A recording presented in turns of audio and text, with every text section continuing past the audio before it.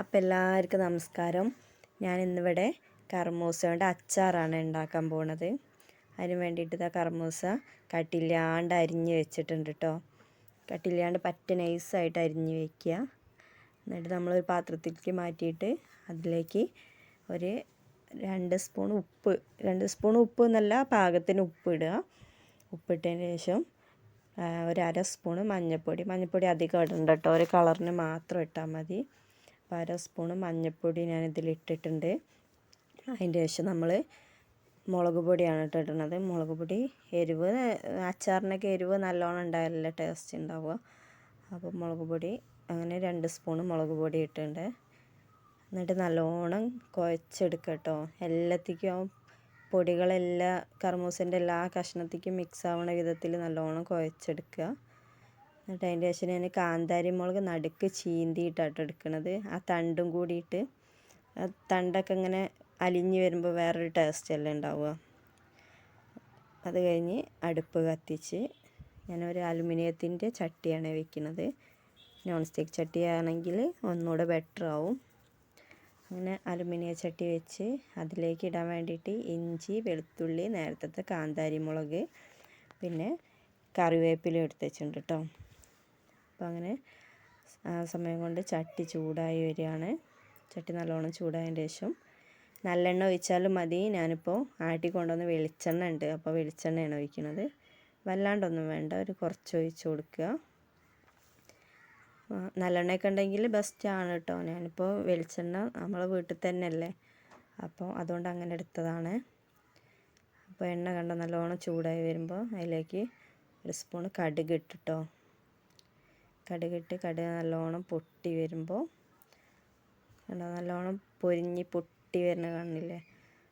എന്നിട്ട് അതിലേക്ക് ഇഞ്ചി, മുളക്, വെളുത്തുള്ളി ഇത് 3 കൂടി ചേർത്ത് കൊടുക്കുകയാണ്. കറിവേപ്പിലയും ചേർത്ത് കൊടുക്കണേ.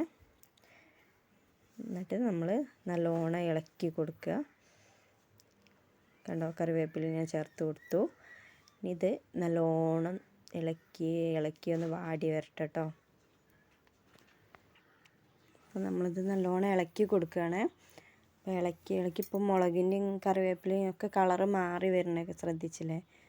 അപ്പോൾ ഈ സമയത്ത് നമ്മൾ അടുപ്പ് ഓഫ് ചെയ്ത് വയ്ക്കുകയാണ് ചെയ്യേണ്ടത്. ഇനിയിപ്പോൾ ഇതിലേക്ക് പൊടികളൊക്കെ ചേർക്കുന്ന സമയത്ത് അടുപ്പ് നമ്മൾ ഓഫ് ചെയ്ത് വയ്ക്കണം. ഈ പൊടികളൊക്കെ പെട്ടെന്ന് കരിഞ്ഞു പോകും. അപ്പോൾ പൊടികളൊക്കെ ചേർക്കുമ്പോൾ പ്രത്യേകം ശ്രദ്ധിക്കുക. നേരത്തെ നമ്മൾ കർമൂസയിൽ ചേർത്തതിൻ്റെ ബാക്കി മാത്രമേ ചേർക്കാൻ പാടുള്ളൂ, ഓവറായി പോകരുത്. അപ്പോൾ മുളകും പൊടിയും മഞ്ഞൾപ്പൊടിയും ഉപ്പും കൂടി ഞാൻ രണ്ടാമത് ഇതിലേക്ക് ചേർക്കുകയാണ്. ഉപ്പൊക്കെ ഇനി സൂക്ഷിച്ച് ചേർക്കുക, മറ്റേലും ഉപ്പുണ്ടാവും. അപ്പോൾ രണ്ടും കൂടി ആകുമ്പോൾ ഓവറായി പോകരുത്, അപ്പോൾ സൂക്ഷിച്ച് ചേർക്കുക. അപ്പോൾ എല്ലാം കൂടി ഞാൻ ചേർത്ത് ഇനി ഒന്ന് മിക്സ് ചെയ്ത് കൊടുക്കുകയാണ്.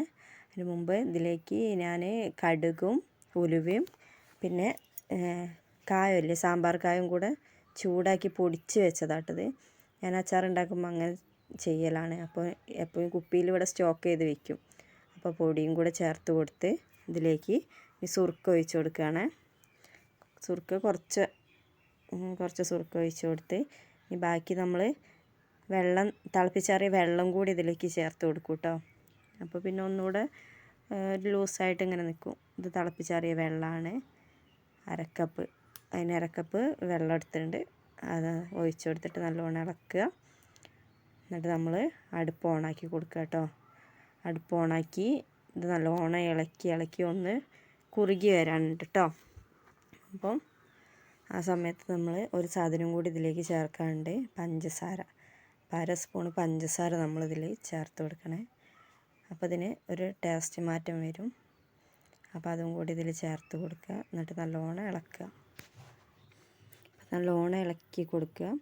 അങ്ങനെ കുറുകി വന്ന ശേഷം നമ്മൾ നേരത്തെ ആക്കി വെച്ച കർമൂസേൻ്റെ മിക്സില്ലേ, ഇപ്പോൾ ഒരു കർമൂസയിൽ നിന്ന് വെള്ളം ഇറങ്ങിയതുണ്ട്. അപ്പം അതിൽ ചേർത്തിട്ട് നല്ലോണം മിക്സ് ചെയ്ത് കൊടുക്കുക കേട്ടോ. ഇത് അടിപൊളി ടേസ്റ്റാണ്. പക്ഷേ കർമൂസ നല്ലോണം വേവരുത് കേട്ടോ.